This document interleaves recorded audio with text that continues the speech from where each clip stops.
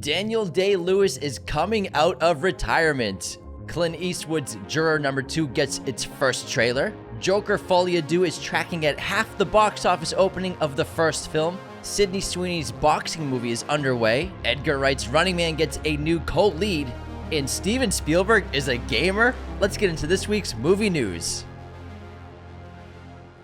What's up, movie friends? Welcome back to Raiders of the Lost Podcast, the ultimate film and TV podcast, and our weekly episode of the movie news, where we go through all of the news stories, watch the trailers, read all the articles in the film and TV world so you don't have to. So sit back, relax, and listen to what's going on in the film world. Steven Spielberg's a gamer? Yeah, we'll get to that. Oh, wow. Well, we can talk about that first. Yeah, Apparently, Spielberg likes first-person shooters. He's a PC gamer.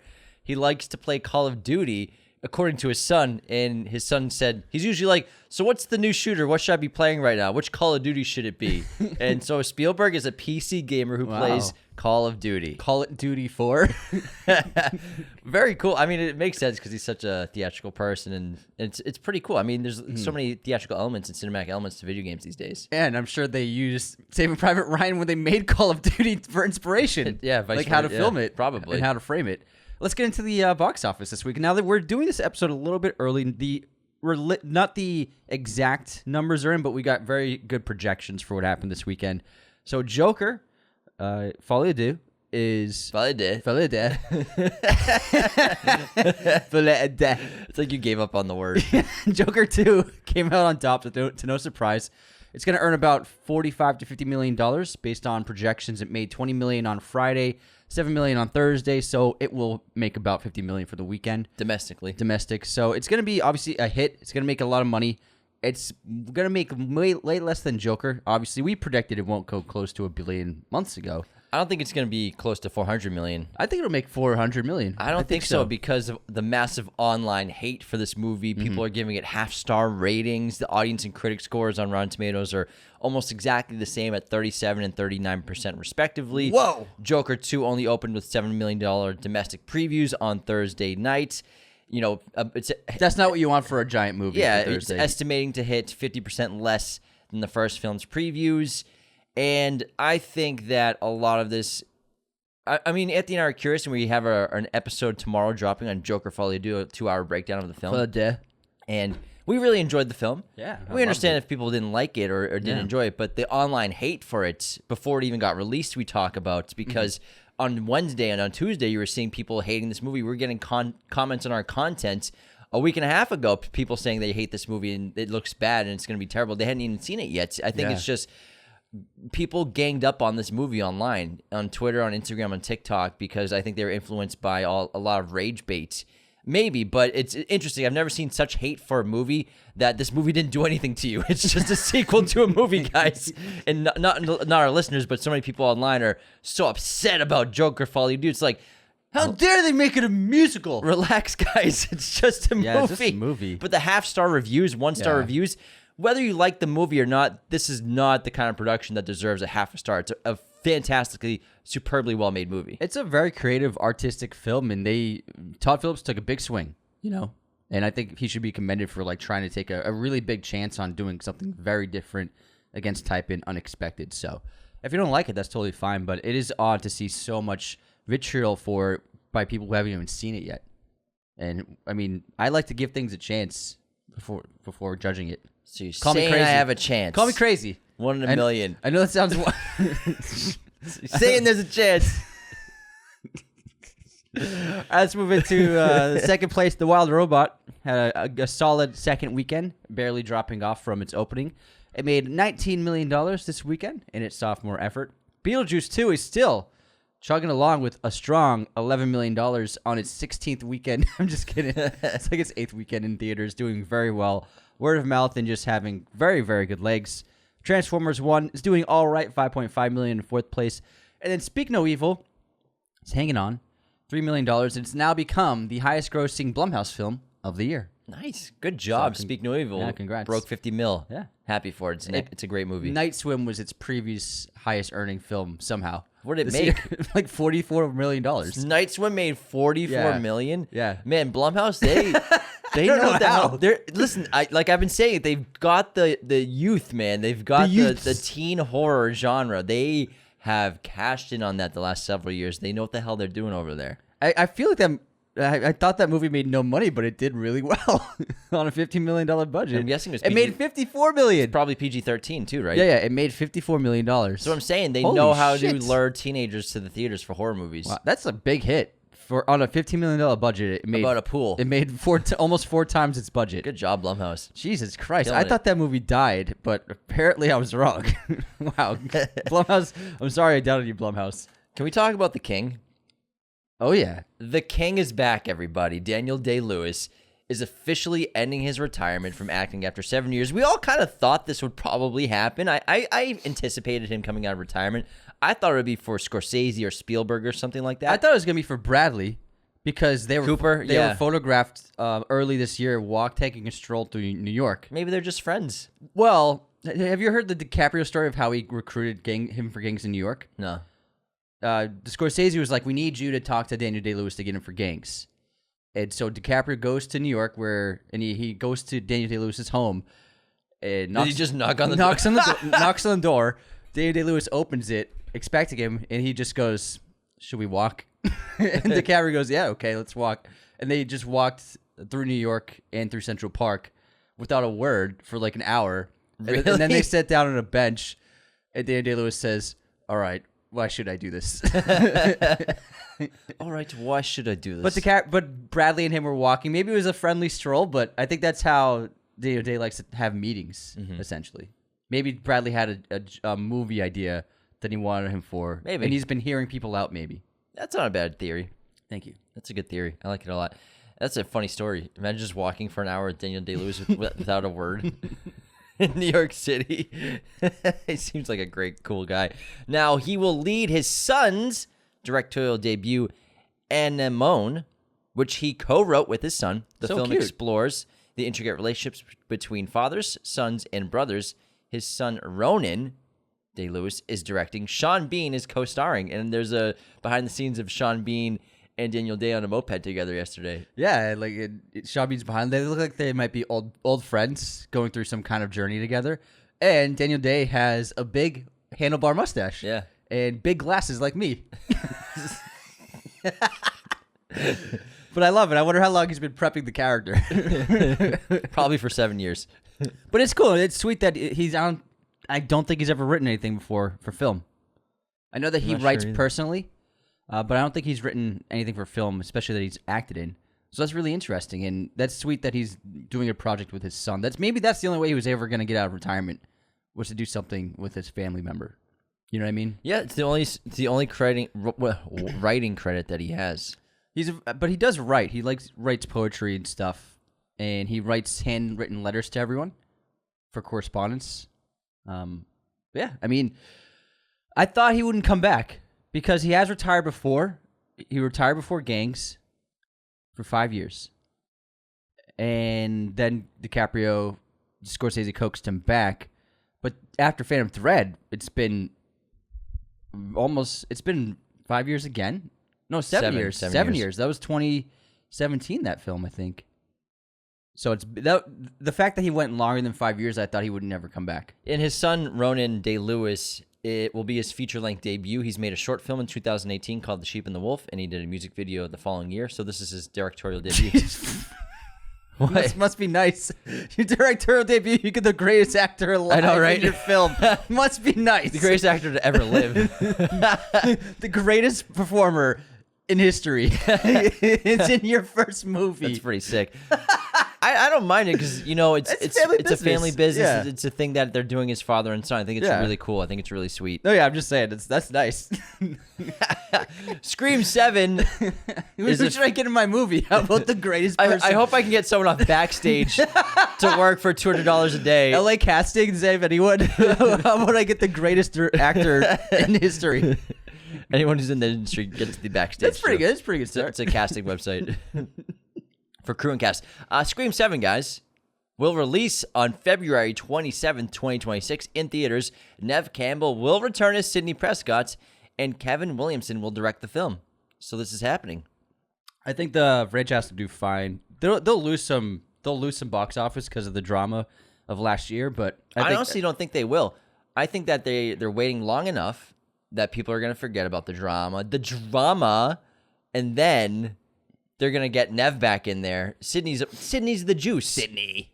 And have a good trailer, a decent story. That's all you need for people to show up. A decent story, they still show. That's what I mean. Decent story for a while. You don't need a decent story for them to show up. That's a good point. That's not a requirement for screen. Ghostface and Sydney. Yeah, decent story. Hello, Sydney. It just needs to have a story. A story. If it has a script, people will go.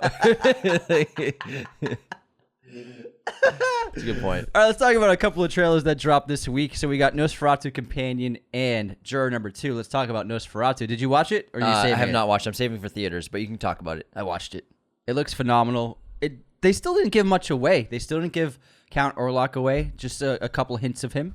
We got a little bit more Lily Rose Depp, and we got a little bit more Nicholas Hoult. And yeah, I mean, all of our predictions were right. He's playing the lawyer who's helping the affairs with Orlok buying a new home. And then I can't wait to see the two of them share the screen together, because there's quite a bit of screen time between that Skarsgård will have with Holt with the whole process in the first act. And then a little bit more Willem Dafoe. Now, Nosferatu is Bram Stoker's Dracula. The story behind it, if anyone wants to know, is Nosferatu was actually an unauthorized, unofficial adaptation by the German filmmakers who made Nosferatu. They adapted Bram Stoker's Dracula without permission in 1922 into Nosferatu. And to get around any copyright, they changed all the names. So instead of Dracula, he's called Count Orlok. Instead of Van Helsing, that guy has a different name. And instead of all the other characters, their names are changed. Instead of Mina, it's Ellie or something, if I remember correctly. And then they changed the ending a little bit and a couple of little motivations. But it is an adaptation of Dracula. And even in the original Nosferatu, there was a card during the intermission that said that this is an adaptation of Bram Stoker's Dracula. So if you've seen Dracula, you kind of know a little bit of the story. But there are differences if you haven't seen Nosferatu, so you'll still be surprised. But I think that this is going to be one of the best films of the year. The visuals look stunning. But there's still just an amazing amount of footage they haven't shown. This is really a big tease. They haven't shown Aaron Taylor Johnson at all in this trailer. He's in one shot in the first trailer, but they didn't show him at all. I'm really excited for this. I think it's going to be absolutely fabulous. Another new trailer we got was for a film called Companion, and this is a sci-fi thriller starring Jack Quaid. Sci-fi thriller? Oh. Yeah, starring Jack Quaid, Sophie Thatcher, and Lucas Gage. There's really no plot synopsis I could find in this movie. It's not on IMDb at all. And it's from the production company behind Barbarian. It's sort of like The Menu meets Barbarian, but I mean, it seems really interesting because Jack Quaid plays sort of maybe just a dreamboat kind of guy. It's like that song 6'5", Blue Eyes, blum blum blum blum, and then I don't know that song. You don't know that song? Can you sing it again? 6'5", Blue Eyes, something something something something. It's a song. Bum bum bum bum. Anthony lives under a rock, everybody.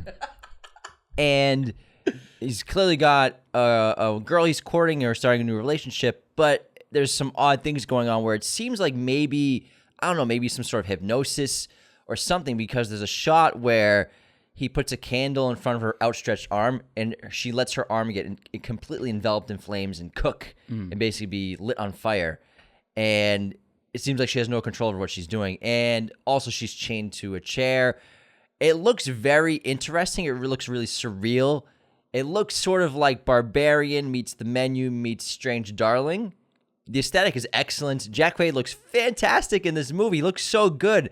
I think it's really cool to see him venturing outside of, obviously we know him so well from The Boys. Previously, his most well-known was probably The Hunger Games. Leading a movie. Yeah, leading a movie. He's got a ton of talent, and I think it's going to be so cool to see him really leading a film in a big way. And he looks like a really nefarious, secretly evil character going on here, man. It looks cool. I think he does you can tell he does a great job with that, putting on the persona of the perfect guy and a nice guy. And then the lead actress is the actress Sophie Thatcher from Boogeyman that we saw last year. She was also just in... What was she? She was in something, too. Sounds great. She was just in a movie. Thanks for that, James. She was just in a movie. Like, Well done. Well done. listen, I'm sure she was just in a movie. I'm sure.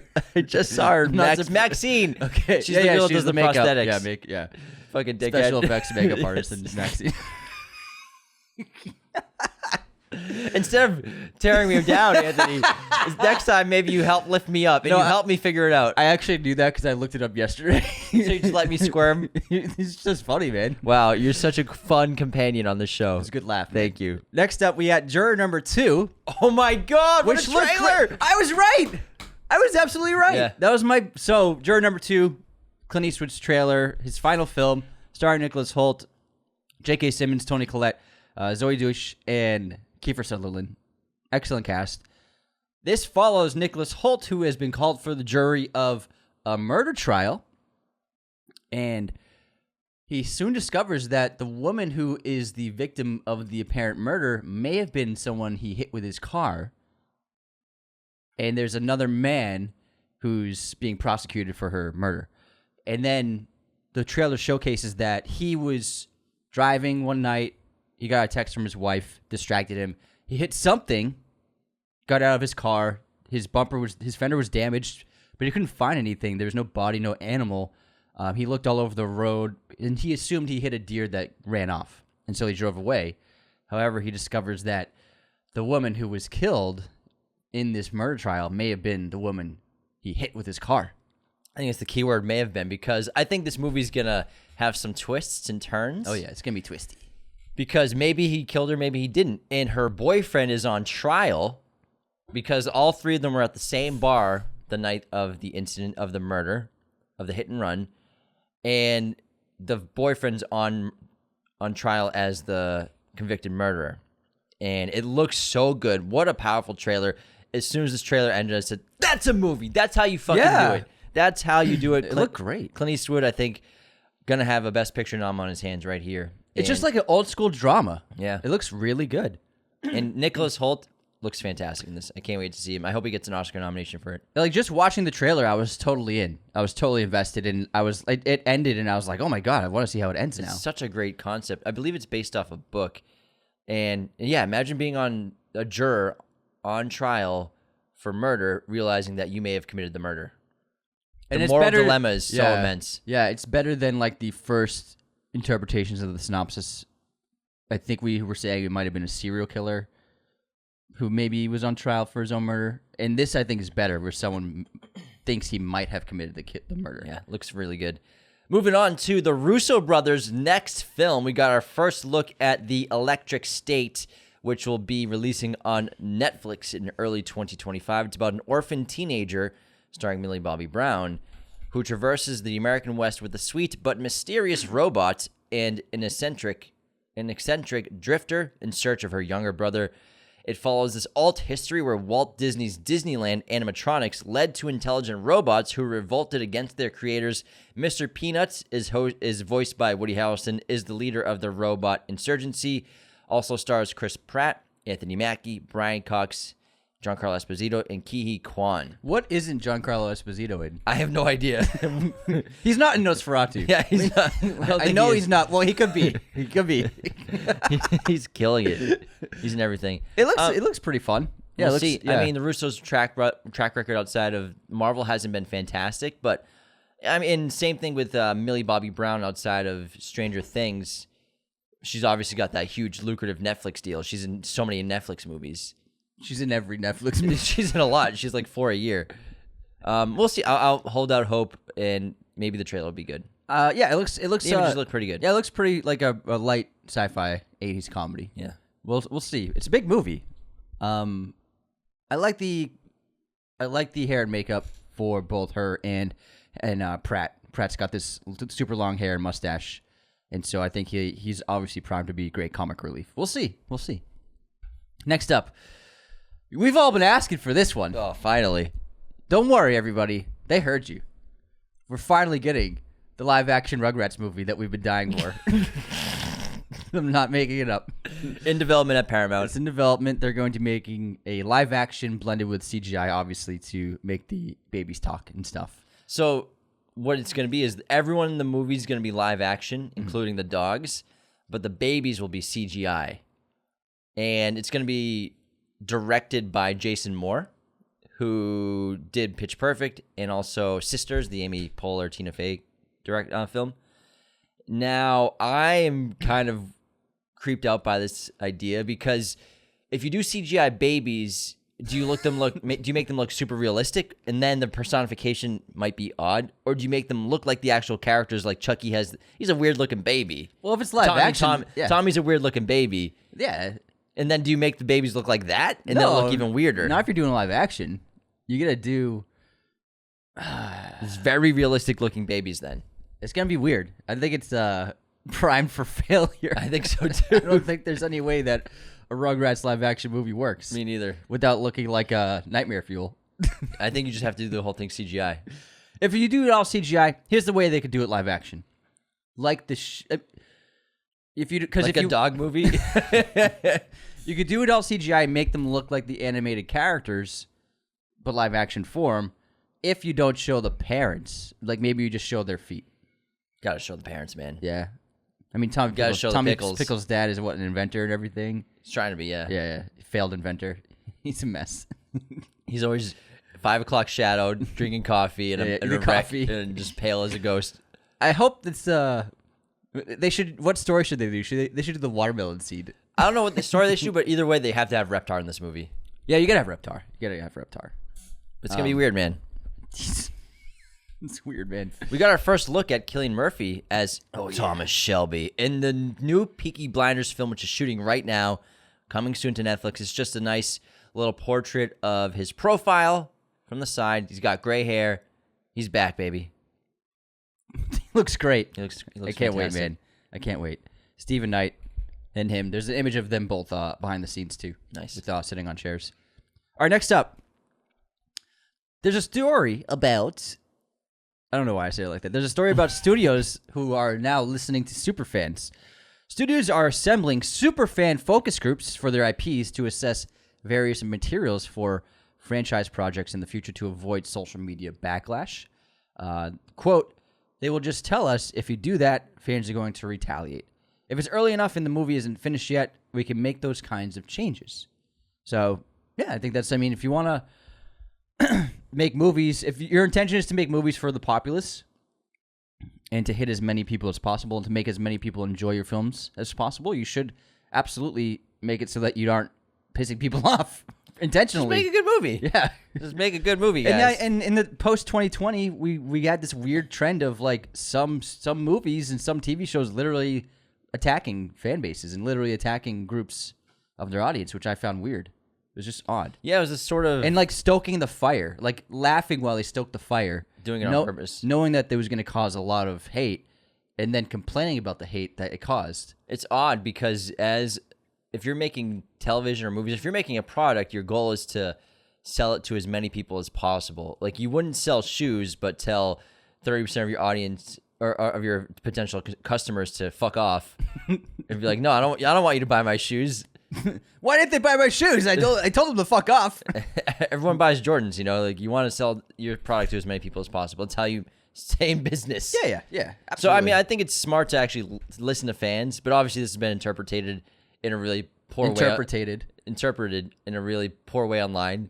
But I think that it's a smart move. Just listen to what people want to see in their movies. And specifically, I think it's just big IPs. Yeah, no, a lot of these super fans are super influential, I'm sure, online. Yeah, they didn't name names. It's just in an article that we saw. Okay, but I'm sure they're picking people who are known. Probably. And have some kind of influence. Yeah. They're not just going into Denny's and being like, hey, does anyone love... Do you like Transformers? What are we doing wrong? The waiter's like, would you like a table, sir? They're clearly choosing people that have some kind of following, I guess. It's some kind of influence. Waiting for our email. They didn't contact us. Well, that's because we don't make rage content. Yeah, it's true. We don't make rage content. We make uplifting content with lots of funny jokes. We rage on each other. Yes. And insightful displays of analysis. Moving on to Sydney Sweeney's boxing movie. David Machota has begun filming his Christy Martin biopic starring Sydney. Ben Foster, Merritt Weaver, and Katie O'Brien have joined the cast. Oh, you're getting Sydney versus Katie? I know, She right? would fuck her up. That'd be a good fight. Katie O'Brien would fuck her up. Well, we can stay on Katie O'Brien for a minute because she also just got cast alongside Glenn Powell in Edgar Wright's Running Man remake.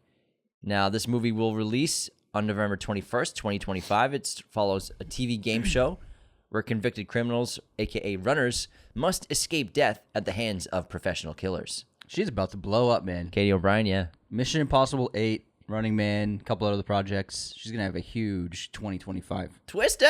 Twisters! Yes, she was. They shared the screen in Twisters. I bet Glenn helped her get that job then. Yeah, I mean, Glenn, he helped cast Twisters, and I'm sure he was like, get me Katie on this one. She's great. Because I saw an interview with, I think it was Berera, where he got the call from Glenn Powell saying, "Hey, bro, I love you. We'd love to have you on this. The chemistry was great.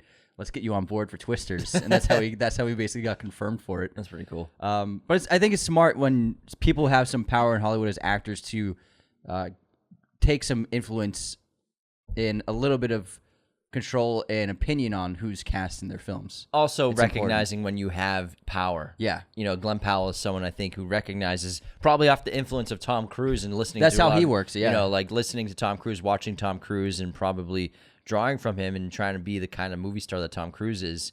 I don't think anyone will ever top Tom Cruise or be there. That's not possible. But I mean, Glenn Powell is kind of taking a really good direction here of taking a lot of, you know, control over his career right now. Yeah, he's getting there, man. He's the man. He's off to a running start. He was stumbling at first, but it took him a while. But he's He sprinting. got punched in the face by Bane at first, but He's sprinting. getting there. He's sprinting. All right, next up, there's going to be a UFC film, and Zack Snyder's possibly involved. The reports are saying that Zack Snyder is going to be collaborating with the UFC for a theatrical film being directed and filmed in Las Vegas, Riyadh, and Saudi Arabia. Saudi Arabia. Ow now, brown cow. Saudi Arabia. They also indicate that Adam Driver has been approached for the lead role, but nothing more than that, as it's too early for casting. I'm not sure about Adam Driver in a UFC movie. I mean, he'd be a good pick because you probably want to do heavyweight fighters. Yeah, I guess, yeah. And Snyder co-wrote the screenplay with King Richard writer Zach Balin. I think this is a smart move for Zach if this is going to happen because I think it's a good decision to tone down his scope and size of filmmaking for this one and kind of draw it down, get something a little simpler, a little smaller in scale, and really just focus on storytelling. No visual effects. Yeah, all practical, do it all on camera. He's done, I mean, Dawn of the Dead was a fun movie with no visual, like, not much visual effects. It's the smallest movie Yeah. since, if he makes this, like Dawn of the Dead's his last like kind of small movie, even though it's a big film in a lot of ways, but he's just made massive films since then. I think this is a good move, too, going forward.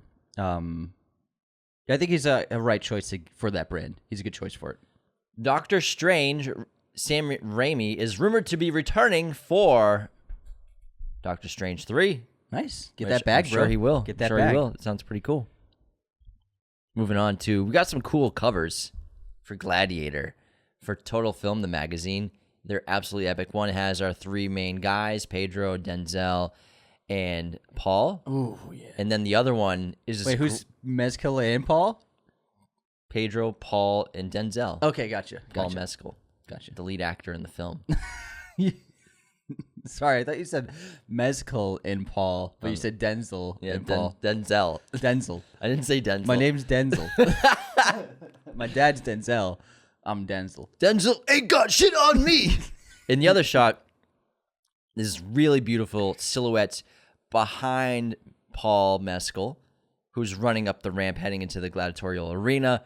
Really great lighting. It looks awesome. I can't wait for this movie, man. Also, Total Film, which has been a long-running magazine, actually shut down their print operations. So it's only going to be a digital magazine now. So that's all they're releasing is digitals. This is their final print copy of a magazine, which is sad. It's too bad. They've been like right behind Empire for like entertainment magazines. They've been around for a while. Yeah, so well, at least they're still a company at least, and it's all going to be digital now. This is the final Total Film magazine anyone can ever buy.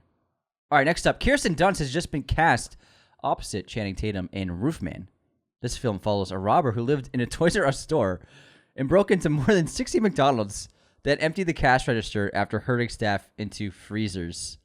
Sounds fun. WTF in the best way possible. Yeah, it sounds really fun. Sounds like a Logan Lucky style comedic crime film. We'll see. I mean, it's a funny concept. The Penguin, obviously episode 1 of The Penguin dropped 11 days ago.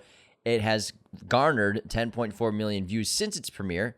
Episode 2, which premiered the other night, got 1.6 million views in its first night of release, which is a lot of viewers, if you ask me, for today's TV. Yeah, it is. It's a good performer. They did a good job. They're doing a good job with it. I'm 2 episodes in. I'm liking it a lot. It's very good. All right, next up, Spider-Man Noir. It's just called Spider-Noir, Anthony. Next up, Spider-Noir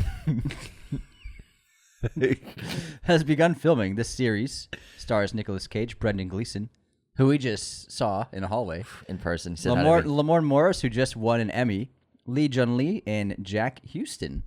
Okay, I'm guessing Jack Houston will play the villain. He's a villain guy. The just Houstons like his dad. always play villains. Yeah, all of them.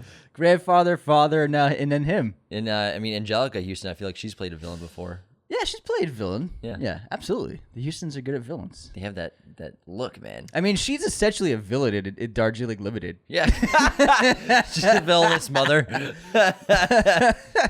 But the Witches, she's in the Witches. Yeah. They have menacing looks. They have menacing eyes and voices. Yeah. But yeah, Jack Houston's great really good. family. Yeah. Daniel Kaluuya, as we talk about in our Wednesday's Jordan Peele episode, will be getting a statue in London to celebrate his role in Get Out. The statue will be placed alongside other iconic statues, including Batman, Bugs Bunny, Paddington, Harry Potter, Mary Poppins, and Mr. Bean. This is at Leicester Square. Leicester Square.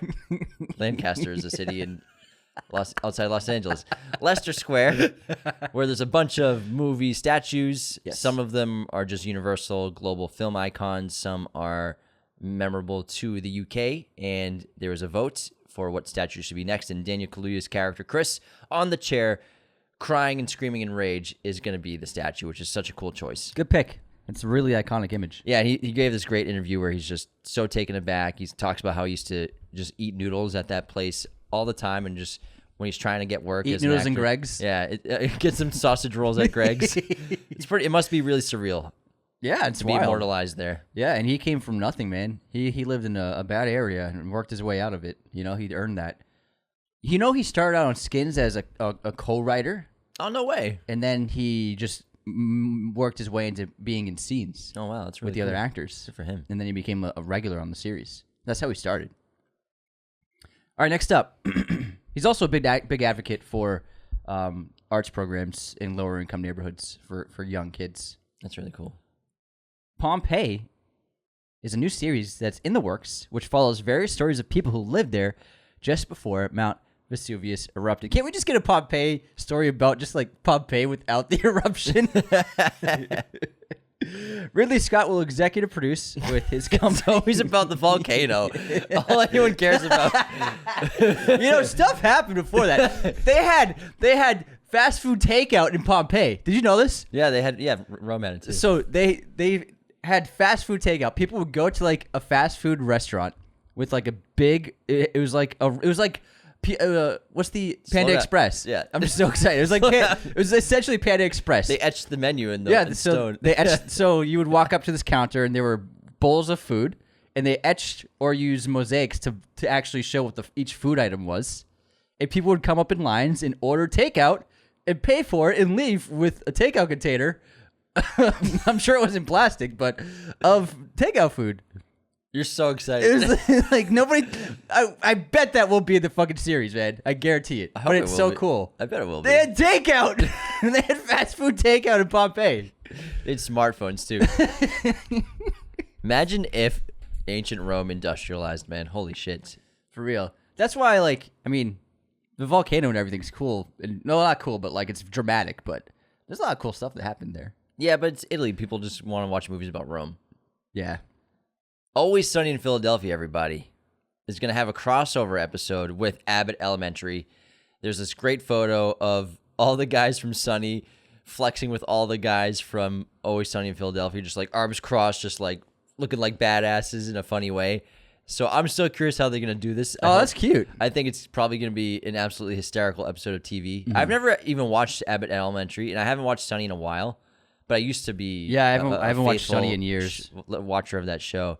But I think it's just a great idea. I think Yeah, it's a lot that's of really fun. cute. That's great.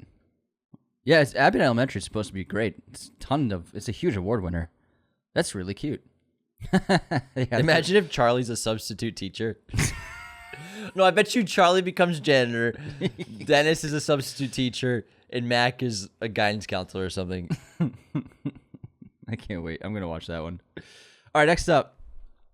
Chalamet and Josh Safdie's new film, Marty Soprano, has begun filming in New York City.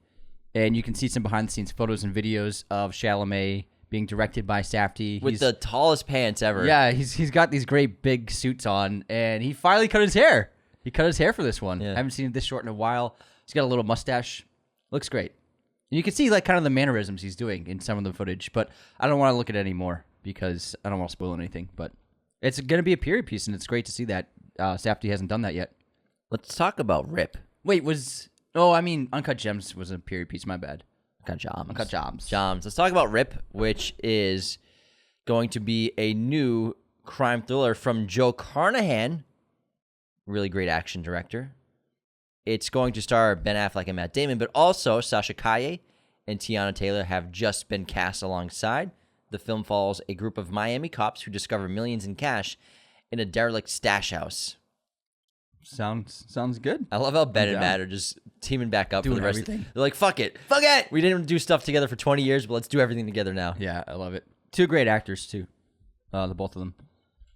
Not, Ben and Matt obviously, but Tiana and Sasha Calle. Yeah, Tiana's going to be one of the lead characters in PTA's new film. Yeah, alongside DiCaprio, and then Sasha Calle obviously was just freaking Supergirl. So I liked her a lot as Supergirl. I think she was badass. I like the Flash. I like it. I'll go to my grave saying I like the Flash.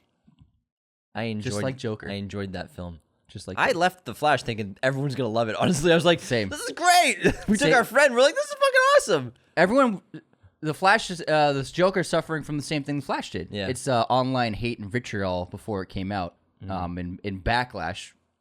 It's sort of anti-hype. Yeah. And I remember after we left the Flash, and it was Because we saw it like a month early. Yeah, it was a very early screening, and everyone we talked to after this screening was like, that was great. I had a great time. It was really fun. And then it was 3 months of building hate on social media, and nobody wanted to like it when they went to see it. Yeah. And then we got so much hate for liking it. We still get hate. Someone commented, I remember a couple months ago, on a review I made of a movie not a lot of people liked, but I loved it. And this comment said, "We can't really trust your opinion. I remember you gave The Flash a 4-star rating." I fucking loved it. I was like, that was a year ago, bro. Did that still live in your head rent free? Jesus Christ! Oh my God! I still would give The Flash 4 stars. I fucking loved that movie. It was, dude, how can you not like Michael Keaton back as Batman? It was a fun time. It's a fucking good time. It was a fun time. Let's move on to That 90s Show, which Netflix has finally pulled the plug on this failed reboot of the iconic That 70s Show, which ran for so many goddamn seasons. That 90s Show, I watched a scene of it. I think our roommate was watching. Yeah, it was once.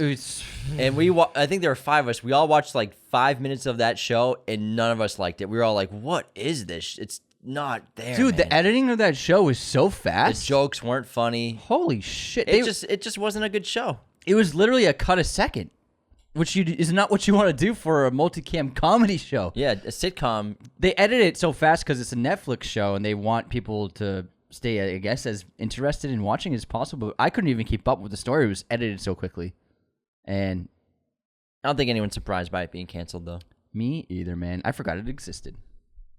All right, next up, Terrifier 3 just premiered in the UK, and there were reports of viewers vomiting and walking out in disgust. Just in the first opening scene. Yeah.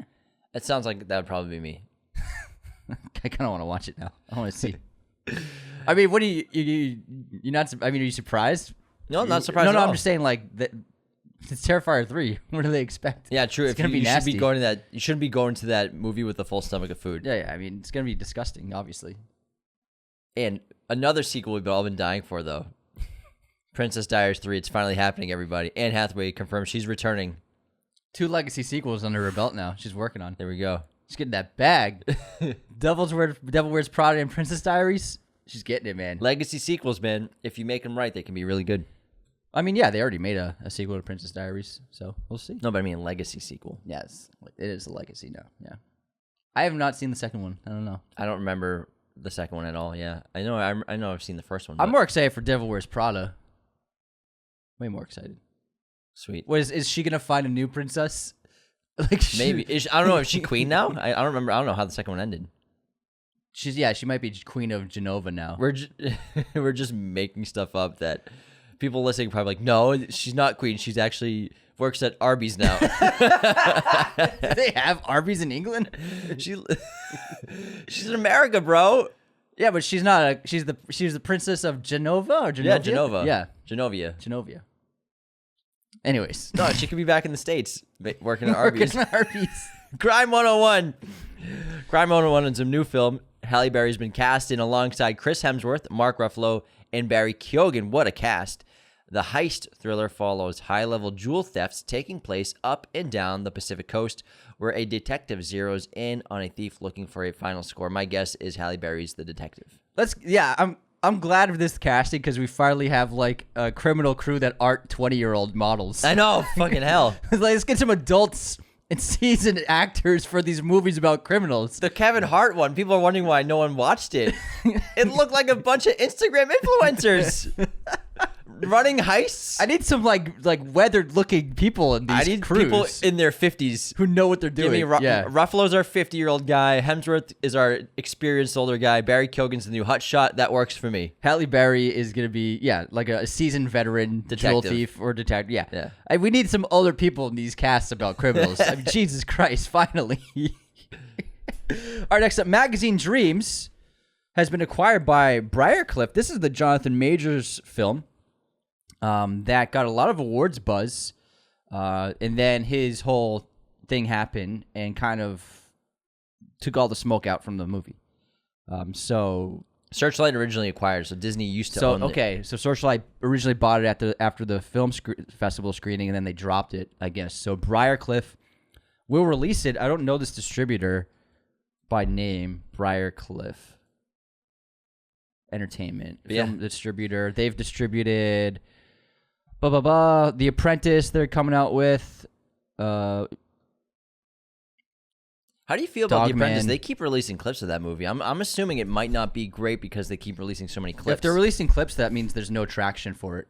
So they're trying to get traction. I think they dropped their 4th clip already. So they release a lot of movies that people don't really see. So The Hill, Dogman, Lost Weekend.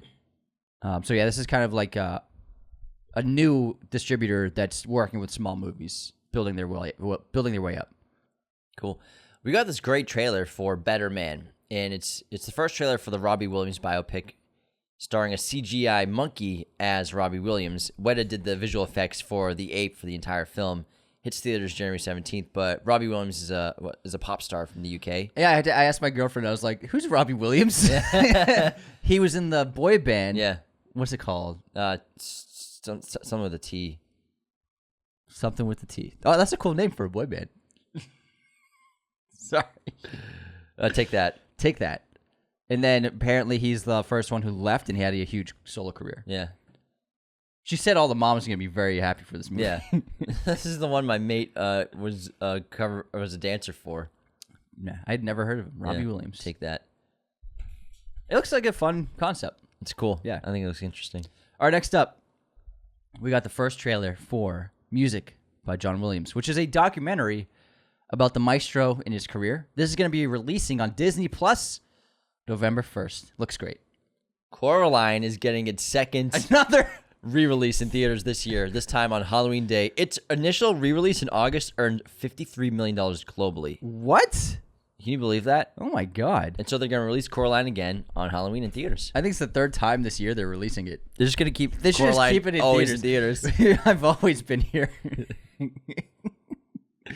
All right, next up we have Robbins, which is in the works at DC Studios. It's an origin story, animated film. It follows Dick Grayson and Jason Todd as orphan thieves who call themselves the dynamic duo, hence Robbins as a title.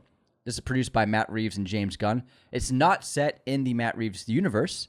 and it will be a crossover use of CGI animation, stop motion, live action, and live action performance. I watched a concept video footage of the filmmakers behind this, and it looks really goddamn interesting. Did they do like a Robin's?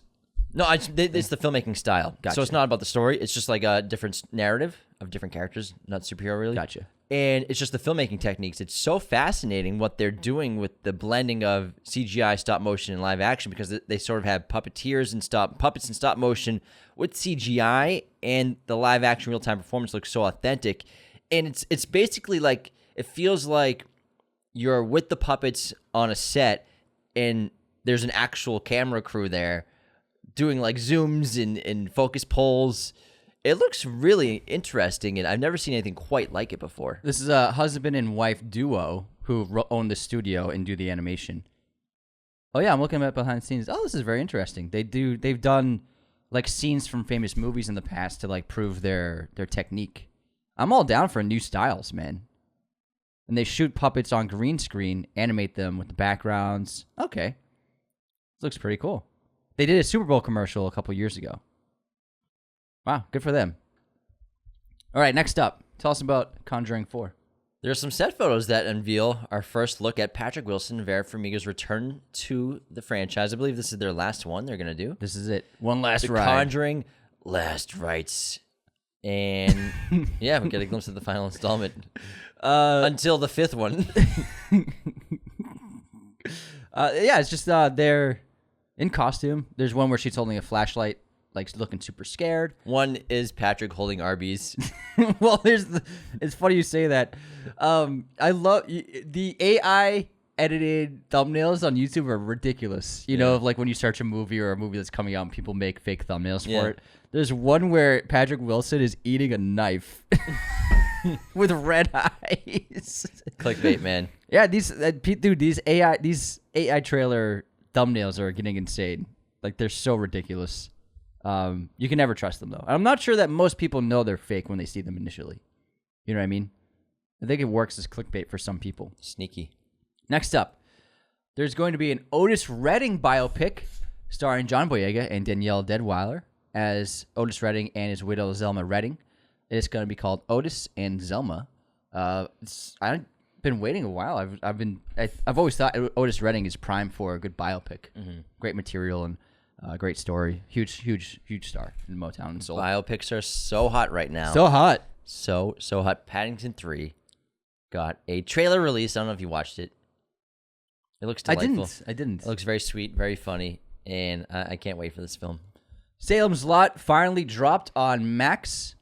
The new horror film is getting mixed and dwindling reviews, but some people like it. And if you're interested and been waiting for it, check it out on Max now. We have a new film being made that has cast Melissa Berera and Simu Liu. Why did I say it? Simu Liu. My tongue tied right there. It's an espionage thriller. There's no title. And it's a techno thriller series. Oh, it's a series. Follows an AI analyst who realizes his brain has been hacked, giving the perpetrators access to everything he sees and hears. Bro, I'm so tired of AI movies and too. TV shows. I'm so done with AI. I'm done with AI. It's not interesting anymore. It's just so overdone already. I'm so it's not been a year, and it's just 400 movies this year of AI. So many AI stuff. So many AI projects. I'm so tired of it. I miss when it was just Terminator. Yeah. It's sometimes a computer movie. It's rarely good, and it's being overdone to death. It's getting beaten to the ground. And I mean, I'd say if AI in the synopsis, I'm not interested. I'm done. No, I don't care. What if it's AI robot works at Arby's and he's struggling to get Arby's. Arby's. AI Arby's. He's struggling to get by. AI Arby's. AI's in the name. That sounds good. Yeah.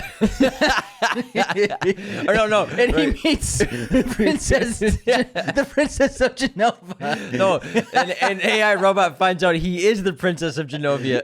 Anne Hathaway shows up at Arby's. Guess what? You're the new princess. You're the princess of Genova. We have to go to princess school. You need to get rid of those glasses and bushy hair. JD brings just glasses and a ponytail. There's so much beautiful beautiful than this. So much more beautiful. All we need to do is a makeover, and you're ready for to be the next princess after I die. Congratulations, Arby's. That sounds better. That sounds like a way better movie. I haven't seen that movie. Like, why not? Oh my god. Arby's Diaries 3. Ending on some somber news, some sad news. Kris Kristofferson has passed away at the age of 88. Wow. Yeah. That's sad. But he lived a long life. Did a lot of movies. Obviously, most well-known probably for Blade, but he was huge in the 80s. And Made 90s. a lot of music, too. Yeah. Yeah, big musician. Cool guy. All right. That wraps our episode. Stay tuned as we break down Arby's Diaries 3 next week. No, tomorrow's our Joker Folia Do episode, everybody. We loved it. We recommend, if you are unsure of whether you like it or not, didn't like it, still check out our episode because we break down everything about the film and why we believe it makes a lot of sense for the direction in terms of the story, the musical elements, as a really solid sequel to the original film, and why all of the things that people are complaining about were all in the first film. As well as Wednesday, we're going to do an episode on Jordan Peele. It's a good one. Don't miss that. We're going to break down his horror films, the horror of Jordan Peele. And other than that, be sure to subscribe on YouTube. Leave those 5-star ratings and reviews on Spotify and Apple. Become a patron today at patreon.com/Raiders of the Lost Podcast. And take care, everybody. See you next time.